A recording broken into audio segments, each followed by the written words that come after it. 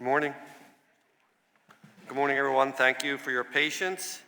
Welcome to the hearing in Committee Appropriations. I note that the hour has come and a quorum of the committee is present.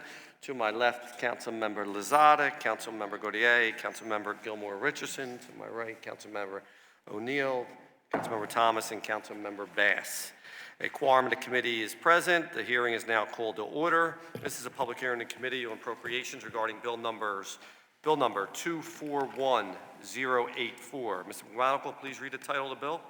Bill number 241084, authorizing transfers and appropriations for fiscal year 2024 from the general fund from certain or all city offices, departments, boards, and commissions, the water fund from certain or all city offices, departments, boards, and commissions, the grants revenue fund from certain or all city offices, departments, boards, and commissions, and the transportation fund from certain or all city offices, departments, boards, and commissions, to the general fund, to certain or all city offices, departments, boards, and commissions, to the water fund, to certain for all city offices, departments, boards, and commissions, and to the transportation fund for certain or all city offices, departments, boards, and commissions.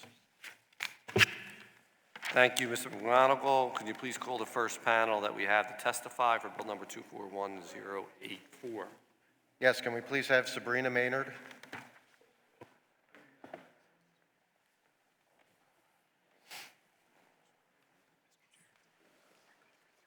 Good morning. Good morning, Hear me? Sabrina. Just state your name for the record and then Great. proceed. Yes, good morning, everyone. I'm Sabrina Maynard, the city's budget director. Good morning, Chair Squilla and members of the Appropriations Committee. I am here to testify in support of the fiscal year 2024 year-end transfer ordinance. You've also received written testimony from each department with a request in the transfer ordinance, and representatives of those offices are also in attendance today. The annual year-end ordinance is a routine ordinance we transmit each year during the fall. It is necessary for our financial statements and is intended to make sure that our final appropriations for last fiscal year align with last year's obligations. Most of the items in the ordinance are for departments that went slightly over their FY24 personnel budgets. The FY24 year-end transfer ordinance bill proposes transferring appropriations within and between the general fund, water fund, and transportation fund. You have my written testimony outlining each department's request. I thank you for the opportunity to testify, and we would be happy to take any questions the committee may have. Thank you, Sabrina. Could you just explain real quick the process in which the cleanup is happening for money that was spent in the previous budget? Yep, so typically these are departments that have gone over their personnel budgets. Some examples are some higher overtime, folks that transfer kind of on and off grants or between funds, so there were some small adjustments, higher costs for temps to process appeals. So these are sort of routine Class 100 adjustments across the board for a couple of departments in FY24 for a net impact of about $10 million.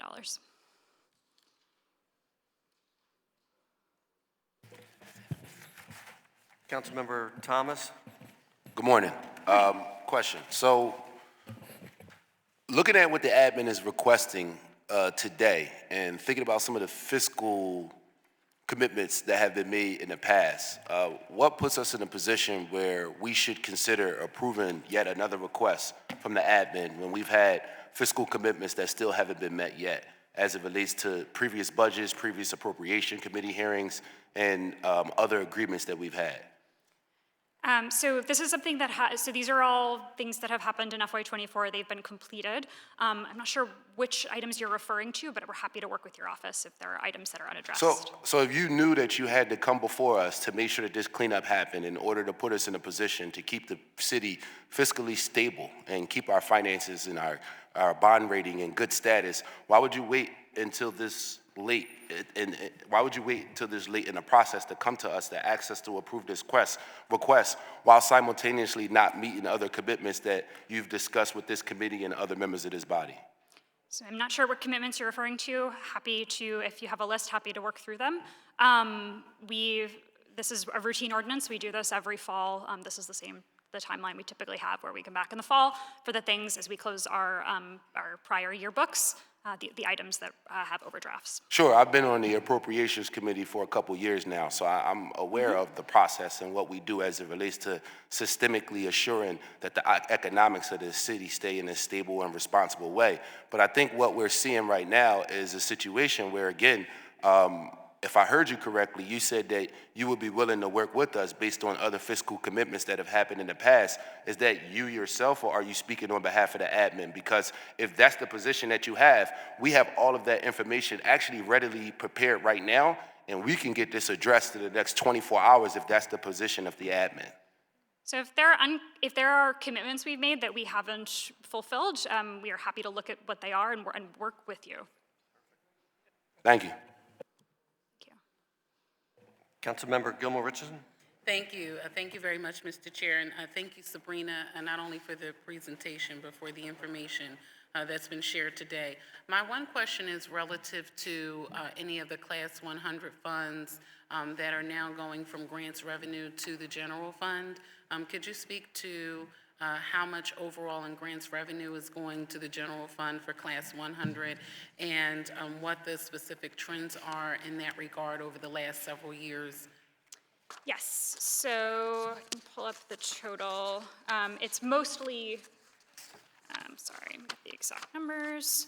So most of the transfer sort of driven by a couple of departments, and we pull from the grants fund because that's where there's more appropriations, so we can only move appropriations that already exist. I am not good at doing math while I am talking. So, one second. So we are transferring $10 million from the grants revenue fund to other funds, and so that's split across a couple of different areas. And I think I'm specifically referring to Class 100. anything that's Class 100 being transferred to the general fund. Yes. 1 second.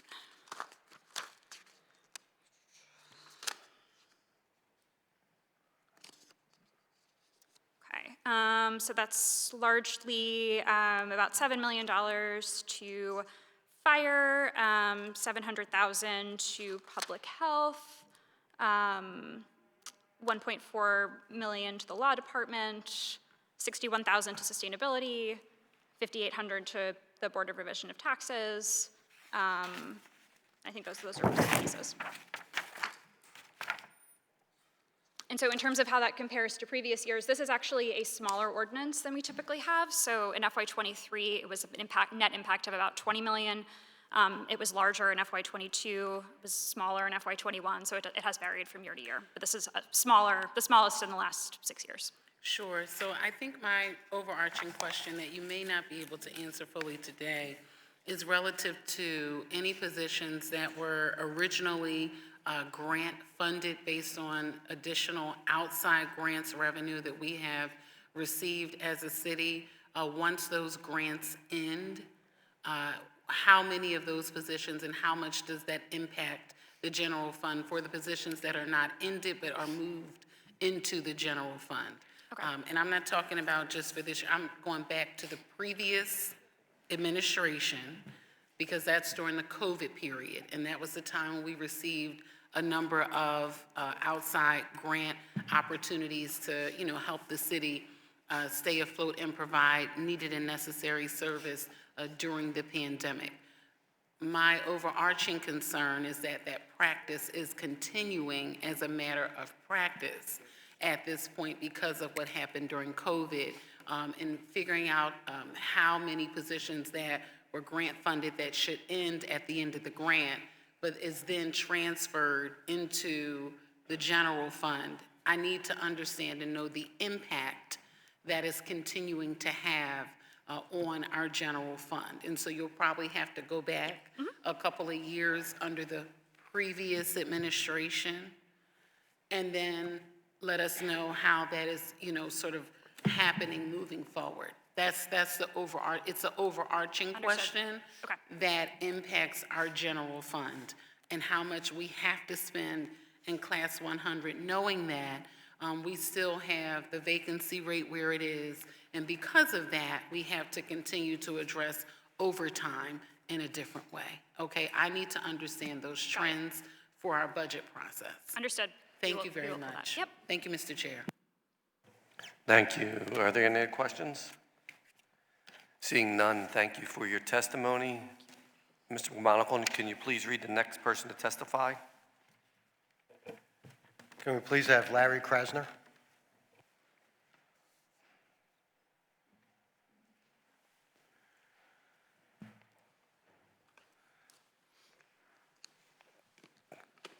Good morning, Larry, and thank you for participating. Just state your name for the record, and you can proceed. Good morning. My name is Larry Krasner. I'm the elected district attorney for City and County of Philadelphia. Good morning, everyone. It is a pleasure, as always, to be here and have the opportunity to speak with you. I do want to make sure, even though I don't see him here at the moment, that I say good morning as well to Council President Kenyatta Johnson. Obviously, I'm here to answer questions and provide information to all of you, Majority Leader Catherine Gilmore Richardson, Appropriations Chair Mark Squilla, and the council as a whole, including, of course, council members O'Neill, Bass, Thomas, Gautier, and Losada. Thank you so much for the opportunity to speak here. I understand there may be a limited purpose to my testimony. I'm going to try to confine my testimony to about 10 minutes, and then to the extent that there are questions, I am more than happy to address any topic that is of concern to all of you. The entire executive team and DAO staff are committed to a balanced, comprehensive approach to prioritizing public safety through modern enforcement, violence prevention, intervention, interruption, and prevention more generally. While we also understand that while the professional staff and leaders working within government, our law enforcement, our Philadelphia City Council, the DAO, and grassroots organizations have worked incredibly hard since the pandemic to reduce gun violence and violent crime statistics, that is no answer to people who have suffered the loss of a family member. There is no amount of data that is going to address that harm and that pain, and that, of course, is why we have to double down on our efforts at public safety, at prevention, and at the things that are in some ways going well. We cannot forget names like Elijah Smith, a 13-year-old murdered in North Philadelphia, Devin Whedon, Gratz High School student who was murdered last year, LaRon Williams Jr., 12 years old, murdered while riding his bike near his grandmother's house last year, and there are so many others. I understand that's a big concept, and we are here on nuts and bolts, but it is the nuts and bolts that ultimately make a tremendous difference and hopefully can prevent the loss of another LaRon Williams as we move forward together. In order to achieve the aforementioned, our office continues to seek appropriate consequences and accountability for offenders, for bullies, for criminals, while simultaneously exonerating innocent people who are sitting in jail in the seat of someone who is guilty. Our efforts to achieve high quality and fair prosecution are supported daily by the assistant DAs, the victim services team, support staff, as well as the professional men and women of our law enforcement community assigned to the DA's office as Philadelphia County detectives and detailed Philadelphia Police Department personnel. These are people who work in our office. They are funded directly and indirectly through our office, and they play a very crucial role in all of our efforts at modern enforcement and prevention as well. Our law enforcement staff lead investigations. They provide support to witnesses and survivors in our relocations program, and I will speak to you in a moment about the cliff that we are facing in terms of funding for relocation of vulnerable victims and witnesses who could be intimidated, could be killed, could be harmed in the course of prosecuting a case or afterwards. These law enforcement personnel provide transportation support to Commonwealth witnesses who are testifying in very complex and sometimes very frightening cases. They provide subpoena services ahead of preliminary hearings, trials, and other court proceedings so that we are able to put forward the evidence to meet our burden of proof beyond a reasonable doubt.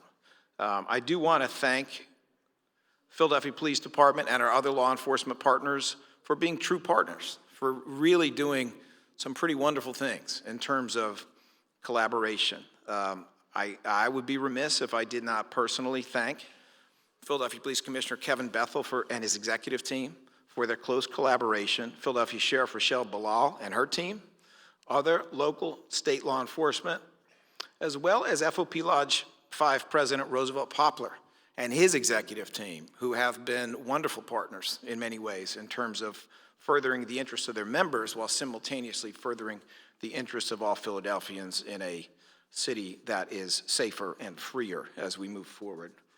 So I want to thank them again. Needless to say, we have close partnerships in the FBI and the ATF, the DEA, and work very effectively with them at times. The little picture is that I'm testifying here today in support of the DAO's request of $31,200 in Class 300. That is in the general fund to fully fund uniform clothing allowance costs in the DAO for our men and women who serve with dedication, professionalism, and honor. These are personnel who require uniforms at times, who are members of the FOP, and who, like any other members of the FOP, are, in our view, very much entitled and deserving of that clothing allowance. That funding is already there, as I understand it. It is already in a different class. That we are not talking about additional expenditures. We are talking about making sure that it is listed where it should properly be. Additionally, as the DA's office continues to strengthen its partnerships with law enforcement community and faith-based partners, we stand in solidarity with council and with this administration in working to make Philadelphia safer, cleaner, greener, with economic opportunity for all. And I do want to sincerely thank members of council who have heard us and have heard us time and again when we were in severe need. There have been times in the past when the relocation money ran out in the middle of a gun violence crisis, and when we came to council, including council member Curtis Jones, who's not here today, when we came and we said we're at a cliff, the money has run out. We have to pay for people to be housed in a place where they can't be found and they can't be harmed. Council has answered time and again, and we are very grateful for the support and partnership we have had from council going back now a number of years. There are several initiatives that we think can continue to make Philadelphia head in the right direction. As many of you know, while data is not the answer, it is a factor, and the data as it exists right now indicates that Philadelphia may have the lowest number of homicides. Well, let me state it differently. Out of the last 56 years, this may be the third lowest number of homicides in 56 years. I'd like to see it be the first. And I really do believe that a city that has at times suffered from chronic violence, for a lot of reasons that we all understand, could become a city that enjoys continuing, ongoing safety at levels with which we are unfamiliar. Obviously, that requires some level of investment, but I want to thank council again for being willing to see that, being willing to invest in that, and being willing to understand that that kind of an investment has consequences for the safety of the public and the freedom of people who should not be in a jail cell. In a spirit of unity, there's a lot of talk about unity. I'm a big believer in unity. I'm trying to get better with unity, but in a spirit of unity, I do want to just briefly mention some of the initiatives for which we saw funding earlier and highlight a couple that are really crucial and essential at this time. I will just touch on them.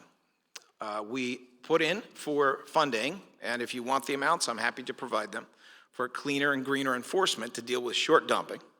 We put in for a dangerous drug offender division, which would be going after high-level drug dealers who've been owning corners for generations. We put in for a cold case investigation unit, because there are a lot of cases that are still out there where parents need to know who took the life of their loved one, and they're not solved, and they can be. There are the means there, but there has to be a willingness to put some people on it to do it full-time in collaboration with law enforcement. Data GovLab, I won't get into the details, but this is the use of data and criminological expertise with community for the purpose of allowing them to have input on solving the problems that plague their particular neighborhood. Strengthening the operations of the Gun Violence Task Force. I don't know that there's anything the DA's office should be more proud of than the reality that we have been able to point to the elimination of various shooter groups, some of which have been around for a long time. All of the major members taken down. The name itself disappearing. Well, has been the deep dive investigative work of the Gun Violence Task Force, which we would love to continue. We put in for a repeat domestic violence offenders unit. I think that speaks for itself. We put in for a public integrity unit, something, at a time when the rich are only getting richer and the poor are getting poorer, could be very, very important to make sure that our governmental institutions are not pushed in a funny direction. And now, if I may highlight the cliff, we also put in for additional funding for the DAO's relocation unit. The reason for this is very simple. When you have terrible levels of gun violence, as we had a few years ago, those cases don't get tried 10 minutes later. They often get tried 2 and 3 years later. And the people who are willing to come forward as victims or as witnesses have to be protected, and they have to be protected moving forward. At this point, what we need is $740,000 in additional funding. If we do not get it, we will not, and understand, we don't get that money, okay? This is a pass-through. The money comes to us and it goes out the door. It goes to pay for hotels, it goes to pay for relocation, it goes to pay all the expenses to keep people safe so they're not killed, so they're not harmed before they can come to court. That is a cliff that needs to be addressed, and as I said, I have every confidence that this administration at all levels deeply cares about that. But I would be remiss if I did not bring that to your attention. We have more specifics on that should you want it. Just a couple more quick references. There's no doubt in my mind we have assembled the finest bunch of attorneys that I have ever seen in the Philadelphia District Attorney's Office, and I've been at this 37 years. There are some remarkable people here, people who are making a huge sacrifice and have other opportunities all day, every day. We put in for equitable increases for them because it is devastating to a family when they have lost a loved one and they start out with a very capable, attentive prosecutor who leaves for lack of proper funding. And then that one is replaced by another attentive and capable prosecutor, someone we've invested in for years to train them up, and they leave. And now you have a family that 2 or 3 years in is on their third capable, attentive prosecutor. We need that support because it makes all the difference in the world, as I'm sure you know, to have staff that is top shelf, that is super capable, that is trained up, that has fire in the belly, that is there to do the right thing. And finally, I do want to let you know that there is necessary funding to support technology. This is because we are moving into the future. We are at the point where we are no longer dealing with typewriters and pieces of paper when it comes to discovery from the police department. We have body-worn cameras, which provide a wealth, but a very time-consuming wealth of information and evidence. We have everything passing electronically, basically everything, from the police to us, and soon enough, it may even be passing to the courts. Other cities have done this. It saves a tremendous amount of money in the long run. It makes these cases much easier to get to the finish line. But we have actually been defunded for some of our technology at a time when we cannot afford that refunding. And so we have put in for those requests. I thank you kindly for listening to me. I almost kept within 10 minutes, and if there are any questions, I'm happy to address them, along with my team, which includes Bob Listenby, First Assistant, Jen Lynn, Chief of Staff, and we have a whole football team of heavy players over here. Yes, sir. Thank you, Larry, for your testimony. I see the request for relocation would be around $740,000. Yes. And then what was the technology request? The technology request that we put in was for $550,000. This is recurring with annual increases. I can get into the details if you are interested. And that would be for next year's budget? This is money we put in for this year, and we were okay. The FY25 request is $655. The request that we made earlier, I understand to be $555. Oh, I'm sorry. There's another $100,000 request for equipment, so it's a total of $650. Okay. So so that would be for like the mid-year, Yes, right? So you didn't spend it yet for that? correct. Correct. Okay. All right. Thank you. Councilmember Gottier? Thank you, Mr. Chair. Good morning, District Attorney Krasner, Bob, and the whole team. Thank you for being here. Thank you for your good work, especially with the Gun Violence Task Force. When I think about everything that we've gone through as a city over the past few years and the record amounts of gun violence that we experience, it's hard to believe sometimes, but I think the Gun Violence Task Force work is something that we should lift up and be very proud of as a city. You know, I started in council in 2020 and it coincided with this dramatic increase in gun violence, and we were just seeing street group violence all across West and Southwest Philadelphia, but you all have systematically destabilized these groups or ended these street groups, and it's just a very efficient use of our city's resources in terms of focusing on the small handful of very dangerous people that have been causing and wreaking havoc in West and Southwest Philadelphia and across the city. So I just wanted to commend you for that. I also wanted to focus a little bit on relocation. I know, my office has received calls, especially during the pandemic, of people who were just terrified, right? Terrified because they've witnessed something and they want to get to safety. And I can't imagine being in that situation myself. And we've also experienced in my office when relocations couldn't happen for various reasons to disastrous consequences. So I wanted you to talk a little bit, especially about the city money and the difference between the city relocation money that you get and the other more restrictive funding, just to put more of a point on why this is so critical. Thank you, Councilmember Gautier. Let me just say 2 sentences, and then First Assistant Listenby is going to get into a little bit of the specifics on this.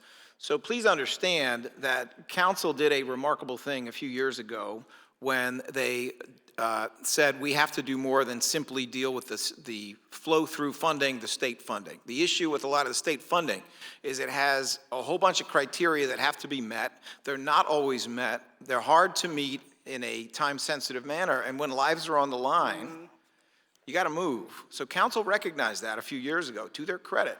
And, there are times, as much as possible, we're going to use that other funding, but there are times when we got to move now, and we got to do something right now, because public safety requires it, the integrity of our court process requires it, and that is why the city money is so crucial, because it comes without the handcuffs. It comes with a more general ability to use it. I will now defer to First Assistant Listenby. Councilmember Gautier, it's a pleasure to be here, and I'm going to try and address your questions, but if you have other questions, please feel free to ask them. Each year, we receive funds from the Attorney General's office. Those funds have certain parameters. The basic parameters are these. A participant must testify or agree to testify in a specific prosecution within Commonwealth's courts. There must be an affirmative referral from a law enforcement agency or from one of our staff people. The participant must be a victim of a real or potential intimidation, harassment, or harm because of their witness status. And finally, the criminal status background of a witness or household member may negate their eligibility, which is often a problem or issue that we come up with. For fiscal year 2023, we received approximately $612,000 from the state that we expended for those purposes within that narrow criteria. For city funds, we have a little more flexibility. We still require that the participant must be a victim or co-victim or witness of a violent crime. Participant must meet the criteria of the PA State Attorney General, and if they don't, and there's some specific reason they don't, we still embrace them with an effort to try and help them. The challenges that we've faced have been numerous. We've often found that there's not only the victim, but also a co-survivor in the family, sometimes a parent, sometimes a child, and we've been involved in relocating them on a short-term basis, and that typically lasts 2 to 3 months, and then on a longer-term basis, completely to a different location in the city or outside the city, sometimes within the three-state area, and we've done that as critically and vigilantly as we could. We found that we needed to have our executive team work very closely with our relocation team So for the last 6 months, on a weekly basis, we've met with our relocation team to examine all the critical cases and try and address each one of the problems that's come up, and there have been numerous. And sometimes we find that we may have solved a problem temporarily and we thought it was over, and then a person comes back to us and we have to work with them quickly to get them relocated to a new location. Sometimes the witnesses agree to testify, we relocate them and they're not able to testify for one reason or another.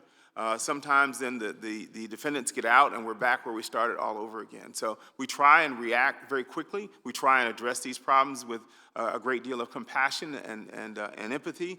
We've, in addition, recently added a DA's detective to the team that goes out to where our participants are located to make sure that they're doing well on a regular basis. Sometimes there are problems with the hotels, there's problems with the locations where we send people, and we now have that DA's detective that goes out and tries to help out. Even with all those measures, even with a lot of attention, even with a lot of phone calls, even with tremendous effort both from our part of the effort within the DA's office and from city agencies that assist us, we still find that there are problems with the issues. And we come back and we still work on them as best we can.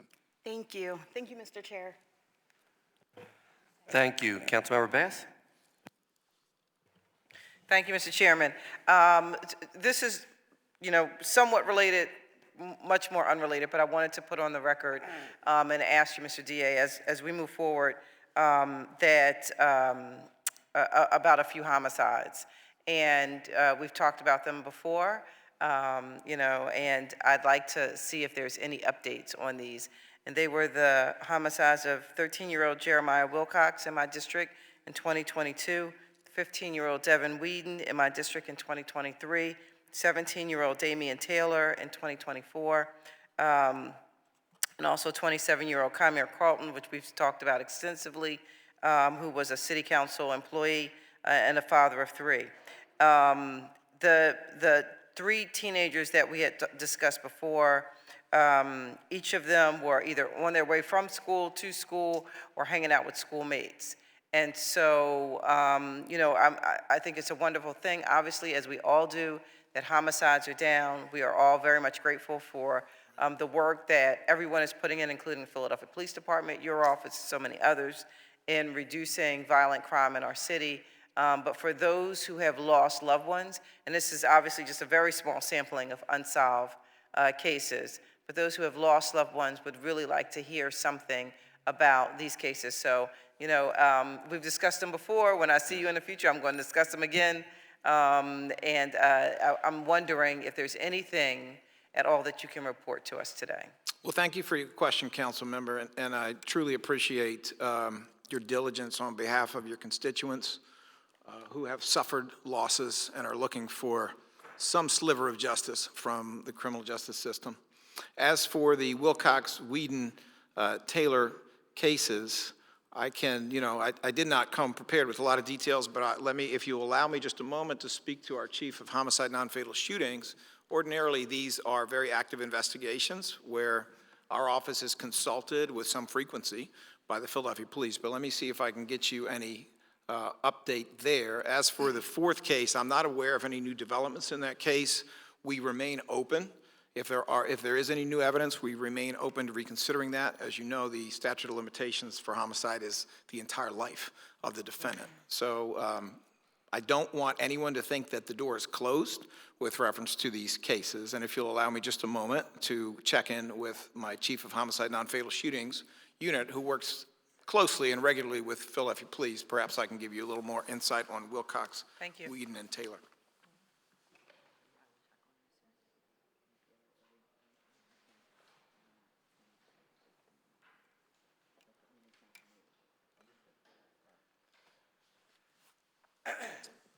Council Member, I just had the opportunity to speak to ADA Joanne Pescator, who is our Homicide Non-Fatal Shootings Chief. She says that she doesn't have updates with her at this time. She will check later today and get you information before the end of the day with reference to those three cases. I will say this, though. I think you have highlighted a really important issue, which is that there is a feeling among many people that cases get cold and then they get closed. Mm-hmm. And I think that's terrible. I think that is terrible. I think it is very, very encouraging to family members who have lost a loved one, and who, in general, and I don't say this to be critical of this city because it's true all over the country, but in general, half or more than half of homicides are never solved. There is never an arrest. And the ability that we have now with phone technology, with DNA, with other techniques to solve cold cases is remarkable. I'll just bring one to your attention. This was someone who got away with this crime for about 30 years, and his crime was the strangulation, rape, murder of a 30-year-old medical student. Well, with the help of the FBI, that man is now in custody. He's charged with that crime. He's also charged with multiple unsolved attempted rapes, and that is the consequence of improvements in DNA and the willingness of the FBI to work with us and work with the Philadelphia Police to solve that. We would love to see more than that. I think it's awful. It is awful to have to say that in the United States, with all of our collective efforts, half or more than half of homicides ordinarily, nationally, don't get solved. I think that's terrible. So that is part of the reason that we were seeking funding to have a cold case unit that would try to take new technology, new techniques, and solve some of these older cases. I truly share that concern with all of you. Well, thank you, Mr. District Attorney. I do want to just, add to that cases involving, it's interesting. I was looking at this morning about a homicide in New York City of an executive and the amount of sort of like national attention that it got. And so it's real when we say that, like depending on who you are, the level of urgency changes. It's not equally placed. And so while I'm grateful that, your office, the police department, the FBI, were able to solve a 30-year-old cold case and bring justice to the family and for this victim, I also know that when it comes to particularly young African-American boys and men, there is not the same level of priority or attention to those cases as there are to others. So, I just want to, again, call their names out, bring up the conversation around them, and we'll have this conversation again in the future. And I'm hopeful that at some point we'll be able to stop having this conversation because we'll be able to have apprehended and brought justice to those families as well. So, thank you, Mr. Diaz. Thank you so much for your question. I completely share your concern. Thank you. Thank you, Council Member. Are there any other questions for this witness? Seeing none, thank you so much for your testimony. We heard from all. Is there anybody else here to testify? Oh, also recognizing Council Member Young is here for the hearing. Is there anyone else here to testify on Bill number 241084?